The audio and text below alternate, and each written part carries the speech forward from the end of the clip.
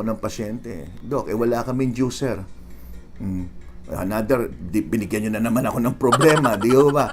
So, Doc, wala rin kaming blender. Sige, huwag na tayo mag-juicer blender. Kung gusto nyo, kainin na lang natin yan. So, ang gagawin ko, tuturuan ko kayo ng 3-day cleansing detoxification. Ito na po yan.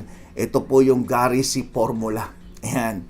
So, china-challenge ko kayo, mga senior citizen, pati mga junior, kung gusto nyo, sali kayo dito sa 3-day challenge na gagawin natin. So, ito po Gary C formula po ito. Okay.